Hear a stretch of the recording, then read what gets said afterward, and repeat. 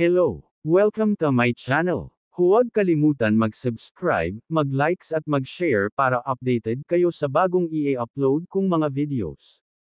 Ang pag-uusapan natin ngayon ay tungkol sa ipinataw ng Korte Suprema kay Public Attorney's Office Chief Perseda Acosta.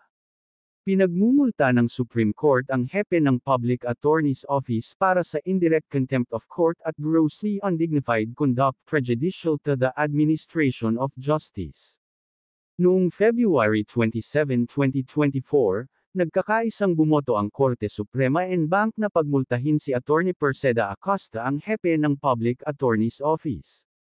Para sa hindi direktang pagsuhay sa korte sa ilalim ng Seksyon 3D, Rule 71 ng Rules of Court and for grossly undignified conduct prejudicial to the administration of justice sa ilalim ng Section 33, Canon 6 of Code of Professional Responsibility and Accountability, CPRA, para sa kanyang mga aksyon kaugnay ng kanyang pagtutol sa iminungkahing bagong conflict of interest na tuntunin para sa Public Attorney's Office, na kalaunan ay naging Section 22, Canon 3 of CPRA.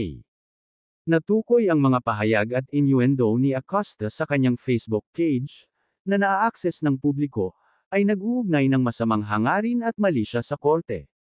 Napag-alaman din ng korte na sa pamamagitan ng paglulunsad ng pampublikong kampanya laban sa bagong tuntunin sa salungatan ng interes para sa Public Attorney's Office gamit ang mga pampublikong abogado at mga kawani at kliyente ng Public Attorney's Office at pagsasapubliko ng mga nilalaman ng mga liham ng Public Attorney's Office kay Chief Justice Alexander Gesmondo na humihiling na tanggalin ang parehong tuntunin.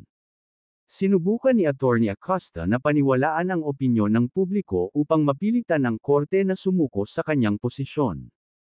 Ang mga ginawa ni Acosta ay katumbas ng grossly undignified conduct prejudicial to the administration of justice sa ilalim ng Section 33, Canon 6 nanogram CPRA na parehong nagpapahina sa tiwala ng publiko sa korte at, dahil dito, ang maayos na pangangasiwa ng hustisya.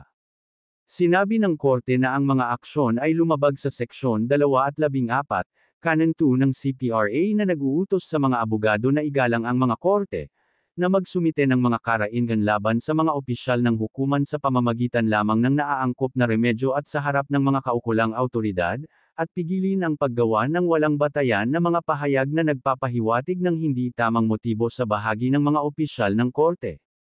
Sinabi ng korte na pag-alaman din na lumabag si Acosta sa mga probisyon ng CPRA sa responsableng paggamit ng social media.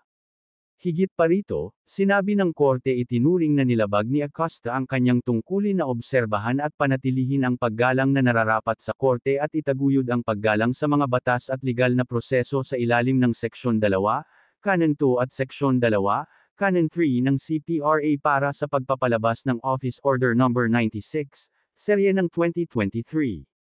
Sa halip na hikayatin ang mga pampublikong abogado na mahigpit na sumunod sa bagong tuntunin sa salungatan ng interes para sa Public Attorney's Office.